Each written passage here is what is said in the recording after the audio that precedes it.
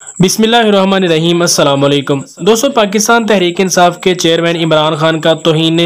عدالت کے حوالے سے جو کیس تھا وہ طول پکڑتا جا رہا ہے اور یہ معاملہ اپنی سنگینی کی طرف بڑھ رہا ہے، کیونکہ عدالت کے جو آج ریمارکس آئے ہیں وہ یہی ہیں کہ 22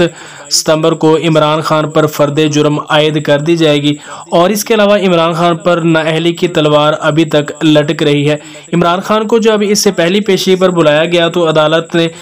جو ریمارکس دیے وہ یہ تھے کہ عمران خان نے جو اتنی بڑی بات خاتون جج کے بارے میں کہی ہے، لیکن محسوس ہو رہا ہے کہ عمران خان کو واقعے کی سنگینی کا بالکل بھی اندازہ نہیں ہے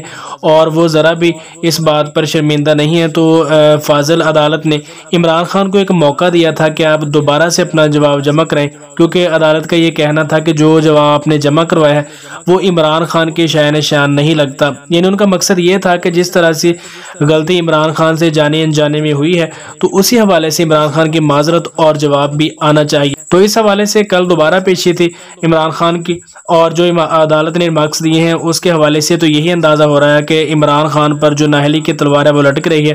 اور توہین عدالت کے سلسلے میں عمران خان کے بارے میں کوئی سخت فیصلہ بھی آ سکتا ہے۔ اس لیے فاضل عدالت کی جانب سے یہ ریمارکس دیے گئے کہ 22 ستمبر کو عمران خان پر فرد جرم عائد کی جائے گی۔ عمران خان کے وکیل نے کافی دلائل دیے اور انہوں نے کہا کہ ہم اس معاملے کو اب ختم کرنا چاہتے ہیں، اور بڑے ہی اچھے طریقے سے فاضل عدالت کو ہم نے جواب بھی جمع کرایا ہے، لیکن جج صاحبان اس سے مطمئن نہیں ہوئے اور انہوں نے بالآخر یہ فیصلہ کیا ہے کہ 22 تاریخ کو عمران خان پر فرد جرم عائد کر دی جائے گی۔ اب یہ معاملہ کہاں تک جا کر رکتا ہے، عمران خان کی جو اہلی کی تلوار لٹکی ہوئی ہے وہ نااہل ہوتے ہیں یا نہیں، یہ 22 ستمبر کو جو آئندہ عمران خان کی تاریخ ہے اس پر